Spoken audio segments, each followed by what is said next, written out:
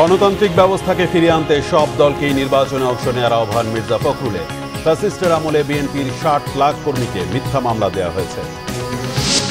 এনসিপির সাথে জাতীয় ঐকমত্য কমিশনের বৈঠক, আইনি ভিত্তির বিষয়টি স্পষ্ট না করে জুলাই সনদে সই করছে সরকার ও কমিশন, দাবি আখতার হোসেন।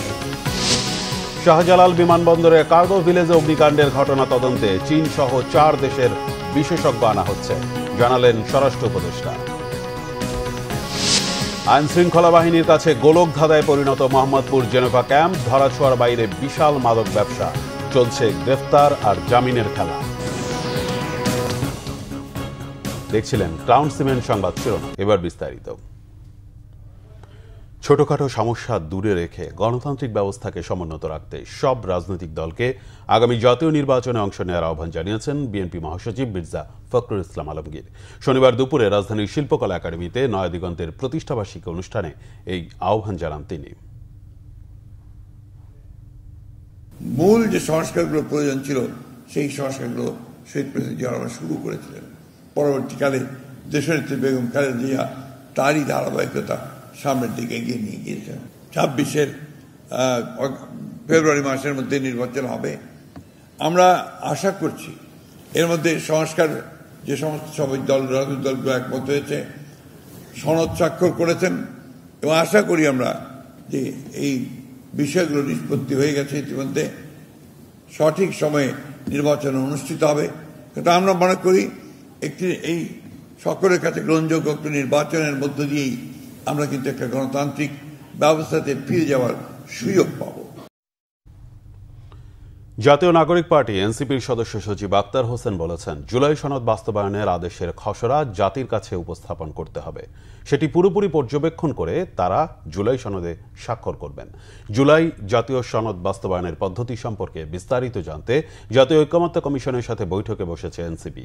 জাতীয় সংসদ ভবনের এলডি হলে সকাল ১০টায় এনসিপির সদস্য সচিব আখতার হোসেনের নেতৃত্বে ৫ সদস্যের প্রতিনিধি দল কমিশনের সহ সভাপতি ডক্টর আলী রিয়াজ সহ অন্যান্য সদস্যদের সাথে রুদ্ধদ্বার বৈঠকে বসেন। বৈঠক শেষে আখতার সাংবাদিকদের বলেন, জুলাই সনদ বাস্তবায়নের আইনি প্রক্রিয়া পরিষ্কার না করে ১৭ অক্টোবর সনদ স্বাক্ষর করিয়েছে সরকার। স্বাক্ষর একটি আনুষ্ঠানিকতা, জুলাই সনদ পরিপূর্ণ বাস্তবায়ন হোক, এটাই তারা চান। আখতার বলেন, তারা কমিশনের দাবি জানিয়েছেন এই সনদ আইনি ভিত্তি না পাওয়া পর্যন্ত তাদের সংগ্রাম চলবেই। আইনি ভিত্তি সুনিশ্চিত হলেই এনসিপি স্বাক্ষর করবে। জুলাই সনদ বাস্তবায়ন আদেশের খসড়া কমিশনের পক্ষ থেকে দেখাতে এখন পর্যন্ত কোনো আশ্বাস দেওয়া হয়নি। এর আগে বাস্তবায়নের সুনির্দিষ্ট পরামর্শ না থাকায় ১৭ অক্টোবর জুলাই সনদে স্বাক্ষর করেনি এনসিপি। দর্শক, এই মুহূর্তে জাতীয় সংসদ ভবনে আছেন আমাদের বিশেষ প্রতিনিধি মহিবুল্লাহ মুহিব। সরাসরি চলে যাচ্ছি তার কাছে। মুহিব, বৈঠক শেষে এনসিপি নেতারা কি বলেছেন? রায়হান, কিছুক্ষণ আগে জাতীয় ঐকমত্য কমিশনের সঙ্গে এনসিপির বৈঠক শেষ হয়েছে। বৈঠক শেষে যদিও জাতীয় ঐকমত্য কমিশনের যারা রয়েছেন তারা কেউই গণমাধ্যমের সঙ্গে কথা বলেননি, তবে কথা বলেছেন এনসিপির নেতারা। বিশেষ করে এনসিপির সদস্য সচিব মোহাম্মদ আখতার হোসাইন, তিনি কিন্তু কথা বলেছেন। তিনি যেটি স্পষ্ট করেছেন যে এই জুলাই সনদ বাস্তবায়ন প্রক্রিয়া কি হবে সেটি একটি ড্রাফট তৈরি করতেছে এই জুলাই বিশেষ করে ঐকমত্য কমিশন। সেই ড্রাফটটা তারা দেখতে চেয়েছে এবং সেই ড্রাফট এখনো তাদেরকে দেওয়া হয়নি। যেটি বলেছেন যে সেই ড্রাফট দেখেই মূলত তারা সিদ্ধান্ত নেবেন এই সনদে তারা স্বাক্ষর করবেন কি করবেন না। এবং তারা দীর্ঘ আলাপে তারা যেই বিষয়গুলো বলেছেন যে ১৭ অক্টোবর যেই সনদ স্বাক্ষরিত হয়েছে সেটি আসলে অনেকটা কাগজে বাগ, অর্থাৎ সেটি আইনি কোনো কাঠামো না পাওয়া পর্যন্ত এটির আসলে কোনো মূল্য নেই। তারা আরও যেটি বলেছেন যে লন্ডনে যে বিএনপির ভারপ্রাপ্ত চেয়ারম্যান তারেক রহমানের সঙ্গে যে ডক্টর মোহাম্মদ ইউনূসের বৈঠক হয়েছে, এই যে অক্টোবরের ১৭ তারিখে যেই জুলাই স্বাক্ষর অনুষ্ঠান সেটিরই ধারাবাহিকতার অংশ। এবং তারা অভিযোগ করেছেন যে সরকার চাচ্ছে এবং সরকার একটি দলের পক্ষ হয়ে তাদের প্রেসক্রিপশনে তারা কাজ করে যাচ্ছে এবং বিভিন্ন বিষয় নিয়ে সমসাময়িক অনেক বিষয় নিয়ে তিনি স্পষ্ট করেছেন, কথা বলেছেন। দলীয় প্রতীক শাপলা নিয়ে তিনি বলেছেন যে শাপলা না পাওয়া পর্যন্ত তাদের যে অব্যাহত আন্দোলন সেটি তাদের চলমান থাকবে। একই সঙ্গে তারা এটিও বলেছেন যে আগামী নির্বাচনে কাদের সঙ্গে জোটবদ্ধ হয়ে তারা নির্বাচনে অংশগ্রহণ করবে সেই বিষয়টি এখনই খোলাসা করতে চাননি, তবে বলেছেন যে সকল দলের জন্যই তাদের দরজা ওপেন রয়েছে, যে কেউ যদি চায় তাহলে তাদের সঙ্গে তারা এই জোটবদ্ধ হয়ে আগামী নির্বাচনে অংশ নিতে রাজি রয়েছেন। তো এই ছিল আমার কাছে জাতীয় সংসদের এলডি হল থেকে জাতীয় ঐকমত্য কমিশনের বৈঠক শেষে সার্বিক পরিস্থিতির তথ্য। রায়হান। মুহিব, আপনাকে অসংখ্য ধন্যবাদ। দর্শক, আমাদের সাথে যুক্ত ছিলেন সংসদ ভবন এলাকা থেকে আমাদের বিশেষ প্রতিনিধি মহিবুল্লাহ মহিব। হযরত শাহজালাল আন্তর্জাতিক বিমানবন্দরের কার্গো ভিলেজ এলাকায় অগ্নিকাণ্ডের ঘটনা তদন্তে চীন সহ 4টি দেশের বিশেষজ্ঞ টিম আনা হচ্ছে, জানিয়েছেন স্বরাষ্ট্র উপদেষ্টা। শনিবার দুপুরে হযরত শাহজালাল আন্তর্জাতিক বিমানবন্দরের অগ্নিকাণ্ডে ক্ষতিগ্রস্ত কার্গো ভিলেজ ও ই গেট পরিদর্শন শেষে সংবাদ সম্মেলনে এ তথ্য জানান স্বরাষ্ট্র উপদেষ্টা অবসরপ্রাপ্ত লেফটেন্যান্ট জেনারেল মোহাম্মদ জাহাঙ্গীর আলম চৌধুরী। বলেন, সঠিক সময়ে ঘটনাস্থলে পৌঁছে কার্গো ভিলেজে লাগা আগুন নিয়ন্ত্রণে আনতে যথাসাধ্য চেষ্টা করেছে ফায়ার সার্ভিস। তবে আগুন দ্রুত ছড়িয়ে পড়লে পরিস্থিতি কিছুটা জটিল হয়। এছাড়া বিমানবন্দরে দ্রুত ইলেকট্রিক গেট স্থাপন করার পাশাপাশি রেমিটেন্স যোদ্ধাদের পাসপোর্ট সংক্রান্ত ভোগান্তি কমাতে সরকার পদক্ষেপ নেবে বলেও জানান স্বরাষ্ট্র উপদেষ্টা। এই অগ্নিকাণ্ডের ভিতরে যদি কোনো অব্যবস্থাপনা থাকে, এই জন্য আমরা 4টা দেশের ইনভাইট করছি তাদের আসার জন্য। ইংল্যান্ডকে ইনভাইট করা হয়েছে, আপনার অস্ট্রেলিয়ারে ইনভাইট করা হয়েছে, চায়নারে ইনভাইট করা হয়েছে, টার্কিরে ইনভাইট করা হয়েছে। তাদের স্পেশালিস্ট আমরা আনতে চাচ্ছি, তারা একটা ইনভেস্টিগেশন করে মানে কারণটা কি এবং কে দায়ী এটা তারা বের করতে পারে।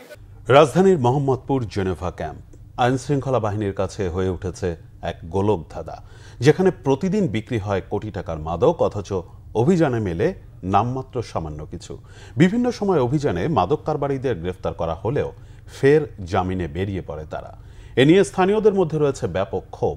রিপোর্ট ফজলে রাব্বির, ক্যামেরায় ইনামুল হাবিব। দিনে দুপুরে চলছে গুলি, কারো হাতে পিস্তল, আবার কারো হাতে শটগান। ঘটনাস্থল মোহাম্মদপুর জেনেভা ক্যাম্প। রাজনৈতিক পট পরিবর্তনের পর মোহাম্মদপুর ও আদাবর থানা থেকে লুট হয় প্রচুর অস্ত্র, যে অস্ত্রের ঝনঝনানিতে অশান্ত জেনেভা ক্যাম্প। বিভিন্ন সময় আইন শৃঙ্খলা বাহিনী অভিযান চালালেও দমেনি ক্যাম্পটির মাদক কারবারিরা। প্রায়শই হচ্ছে সংঘর্ষ। বহু বছর ধরে জেনেভা ক্যাম্প কেন্দ্রিক মাদক ব্যবসা বুনিয়া সোহেলের নিয়ন্ত্রণে। এই কাজে তার সহযোগী বড় ভাই টুনটুন বুনিয়া, ডানহাত এসকে নাসিম। তাদের বিপরীতে মাদকের আরেক কারবারি চুয়া সেলিম। সম্প্রতি বুনিয়া সোহেল ও তার বেশ কয়েকজন সহযোগীকে গ্রেপ্তার করা হলেও ফের জামিনে বের হয়ে আসেন তারা। অভিযান হইব যদি 5টা বাজে, দুপুর 12টা বাজে খবর আয় পরে যে অভিযান করব। কালকে যে পুলিশ যে ধরা মানুষ যে ধরছে, ওরা হিরোইনসি গাঞ্জটি, বড় আসামি তো একটাও না। পুলিশ আছে, আর্মি আছে, ওই টাকা পয়সা 1,000 টাকাও ছাড়ে না। যে মাদক বিক্রি করে ধরেন, ওর বড়োটা ধরেন, মাদক নিয়ে যান, ওরে সাজা দেন, 3 দিন পরে আবার জেল থেকে ছুটে যায়। এটা কি ধরনের আপনার আইন কানুন? শোষণ ঠিক আছে, ধরে নিয়ে যায়, কিন্তু ওরা কোর্ট থেকে আবার জামিনে চলে আসে, আইসা আবার মাদক বেচে, আবার এখানে বোমা শুরু হয়ে যায়। আর আমাদের জনগণও ঠিক নাই, যদি জনগণ চায় তো একদিনে মাদক শেষ করে দিব। পুলিশ বলছে সামাজিক ও নৈতিক অবক্ষয়ের কারণে কমছে না জেনেভা ক্যাম্পের অস্থিরতা। এই পুলিশ কর্মকর্তার দাবি, আগের তুলনায় কিছুটা কমেছে ক্যাম্পটির মাদক ব্যবসা। 5 তারিখের পরে পুলিশের দুর্বলতার সুযোগ এবং নিষ্ক্রিয়তার সুযোগ নিয়ে 1-2 মাসের মধ্যে এখানে কিন্তু ভয়াবহ অপরাধ ঘটে গেছে। 8টার মতো মার্ডার হয়েছে। এরপরে যখন আমরা এখানে দায়িত্ব নিছি, বর্তমান ডিসি মহোদয়, আমি তো একই সময় আসছি, 1 বছর কাছাকাছি। এই সময়ের মধ্যে এখানে যদি বড়ভাবে দাঁড়ান, এই 2টা মার্ডারের ঘটনা ঘটছে। এছাড়া বাকি সময়টা কিন্তু শতভাগ এখানে নিরাপদ ছিল। জেনেভা ক্যাম্পের তো লিগ্যাল সমস্যার চেয়ে সামাজিক সমস্যা বেশি। কারণ এখানে একটা মানুষ যে অপরাধ, ধরেন আমি মাদক ব্যবসায়ী, খেয়াল করেন, আমি জেনেভা ক্যাম্পের বাসিন্দা, আমি আজকে মাদক ব্যবসা ছেড়ে দিলাম, আমি কালকে কি করব? আমি তো জেনেভা ক্যাম্পের বাইরে যেতে পারতেছি না। এর বাইরে আমার কোনো দুনিয়া নাই, কোনো পরিচিত লোক নাই, আমাকে কেউ চাকরিতে দিবে না, আমার শিক্ষাগত যোগ্যতা নেই। তাইলে আমি মাদক ব্যবসা ছেড়ে দিলে করব কি? আমাকে তো বিকল্প দেখাইতে হবে। জেনেভা ক্যাম্প কেন্দ্রিক মাদক ব্যবসার নিয়ন্ত্রণ নিয়ে নানা কাহিনী ও ঘটনা বহুদিনের। এলাকাবাসীর চাওয়া ছিল রাজনৈতিক পট পরিবর্তন ও অরাজনৈতিক সরকারের আমলে এতে লাগাম পড়বে। ফজলে রাব্বি, বাংলা ভিশন, ঢাকা। দেশ থেকে আওয়ামী লীগের আবর্জনা পরিষ্কার করবে বিএনপি, এমন মন্তব্য করেছেন জাতীয়তাবাদী মহিলা দলের সভাপতি আফরোজা আব্বাস। ঢাকা দক্ষিণ সিটি কর্পোরেশনের খিলগাঁও থানার কালভার্ট এবং খালের পরিচ্ছন্নতা কর্মসূচিতে অংশ নিয়ে এ মন্তব্য করেন তিনি। খিলগাঁওয়ের বাসাবো খালটি বেশ কিছুদিন ধরেই দখল আর দূষণে জর্জরিত হয়ে আছে। দীর্ঘদিন ধরে পরিষ্কার না করায় খালটিতে জমেছে কঠিন বর্জ্য। সে বর্জ্য অপসারণের উদ্যোগ নেন আফরোজা আব্বাস। দক্ষিণ সিটি কর্পোরেশনের পরিচ্ছন্নতা কর্মীরা খালটি পরিষ্কারের জন্য সকাল থেকে কর্মযজ্ঞ চালান। এমন দুরবস্থার কারণে খাল থেকে উৎপাদন হচ্ছে এডিস মশা, বাড়ছে ডেঙ্গুর প্রকোপ। তাছাড়া সামান্য বৃষ্টিতেই যাতে এলাকায় জলাবদ্ধতা না হয় সে বিষয়টি চিন্তা করেও খাল পরিষ্কারের কর্মসূচি নিয়েছে খিলগাঁও থানা বিএনপি। অন্যায়ের প্রতিবাদ করেছি এবং আমরা মামলা হামলার শিকার হয়েছি, বাড়ি ঘরে থাকতে পারি নাই, আমাদের ব্যবসা বাণিজ্য হারিয়েছি। সেই আমরা যখন 17 বছর যুদ্ধ করে এই স্বৈরাচারী হাসিনাকে পতন ঘটাতে পেরেছি, তাহলে কেন আমরা সকলে মিলে এই যে স্বৈরাচারী হাসিনা রেখে যাওয়া এই আবর্জনা কেন আমরা পরিষ্কার করতে পারবো না? এই আবর্জনা আমাদেরই পরিষ্কার করতে হবে। গৃহকর্মীদের সুরক্ষায় নির্ধারিত মজুরি ও আইনি কাঠামো থাকা দরকার বলে মন্তব্য করেছেন নারী বিষয়ক সংস্কার কমিশনের প্রধান শিরিন পারভিন হক। ডিবেট ফর ডেমোক্রেসি আয়োজিত গৃহকর্মীর সুরক্ষা বিষয়ক ছায়া সংসদে তিনি মন্তব্য করেন। শিরিন পারভিন হক বলেন, শ্রমের মজুরি নির্ধারণ হওয়া দরকার, পাশাপাশি গৃহকর্মীদের কর্মপরিবেশে নিরাপত্তা নিশ্চিতে পদক্ষেপ নেওয়া দরকার। তিনি বলেন, আইন ও নীতিমালার পাশাপাশি গৃহকর্মীদের সুরক্ষায় সবাইকে মানবিক হতে হবে। নারী সংস্কার কমিশন গৃহকর্মীদের সুরক্ষায় ইতিবাচক বেশ কয়েকটি সুপারিশ দিয়েছে বলেও জানান তিনি। বলেন, শ্রম আইনের আওতায় গৃহকর্মীদের আর্থিক সুরক্ষা থাকা উচিত। এছাড়া গৃহকর্মীদের নির্যাতন প্রতিরোধে আইনের কঠোর প্রয়োগে সরকারকে কার্যকর উদ্যোগ নেওয়ার আহ্বানও জানান তিনি। স্বাধীনতা বিরোধী এবং 24-এর পরাজিত শত্রুরা ঐক্যবদ্ধভাবে ফেব্রুয়ারিতে জাতীয় নির্বাচন পেছানোর চেষ্টা করছে, জানিয়েছেন বিএনপির জাতীয় নির্বাহী কমিটির সহ সাংগঠনিক সম্পাদক সেলিমুজ্জামান সেলিম।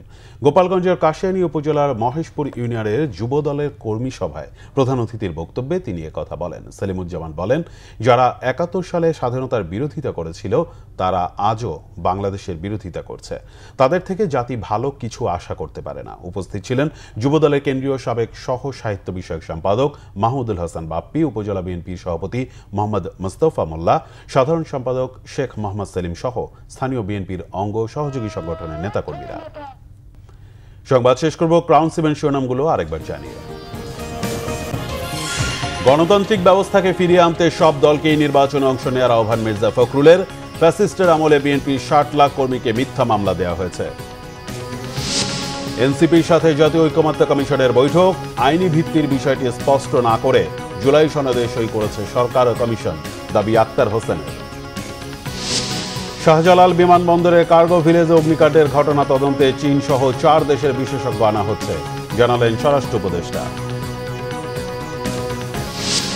আইন শৃঙ্খলা বাহিনীর কাছে গোলকধাঁধায় পরিণত মোহাম্মদপুর জেনেভা ক্যাম্প, ধরাছোঁয়ার বাইরে বিশাল মাদক ব্যবসা, চলছে গ্রেফতার আর জামিনের খেলা। এই ছিল এখনকার মতো। পরের সংবাদ বিকেল 4টায়, এর আগে 3টায় রয়েছে নিউজ টপ 10 দেখার আমন্ত্রণ রইল। এছাড়া বাংলা ভিশন সংবাদ ও সংবাদ সংশ্লিষ্ট অনুষ্ঠান দেখতে ভিজিট করুন www.bvnews24.com ও facebook.com/banglavishnnews এবং সাবস্ক্রাইব করুন youtube.com/banglavishnnews। ধন্যবাদ।